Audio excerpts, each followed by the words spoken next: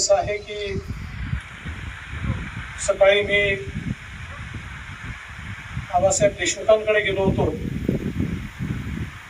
आणि आता मोठ्या मालकांच्या दर्शनाकरता या ठिकाणी आलो. महाराष्ट्राच्या राजकारणातील ऋषितुल्य व्यक्तिमत्व म्हणून या दोघांकडे आपण गेले अनेक दशक पाहतोय. मोठ्या मालकांनी समाजाकरता केलेलं कार्य प्रचंड मोठं आहे आणि जेव्हा एखादा व्यक्ती स्वतःच्या पलीकडे पाहू शकतो, स्वतःकडे पाहणं एक स्वाभाविक वृत्ती आहे, पण स्वतःच्या पलीकडे पाहणं ही जी काही वृत्ती असते ते आपल्याला जे निष्काम कर्मयोगी असतात अशा निष्काम कर्मयोग्यांमध्येच आपल्याला अशा प्रकारची वृत्ती पाहायला मिळते. आणि तशा प्रकारचे निष्काम कर्मयोगी हे मोठे मालक होते.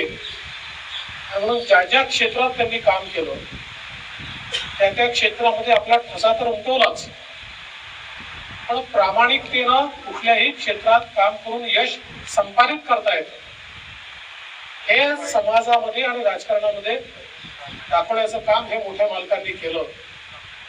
आज पांडुरंग परिवार असेल, या ठिकाणी वेगवेगळ्या संस्था असतील, सहकारी संस्था असतील, प्रत्येक संस्था अतिशय उत्तम प्रकारे त्या ठिकाणी चालवून दाखवली आणि या चालवत असताना त्यातली विश्वस्त म्हणून जी भावना आहे त्या भावनेला कधी त्यांनी ठेस पोचू दिली नाही.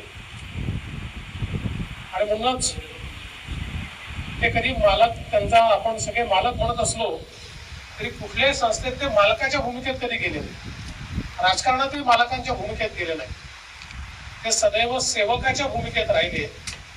आणि अशा प्रकारचा एक खऱ्या अर्थानं कर्मयोगी आज अनेक वेळा असं वाटतं की अशी माणसं आपल्यामध्ये नाहीत तर पुढे कसं व्हायचं.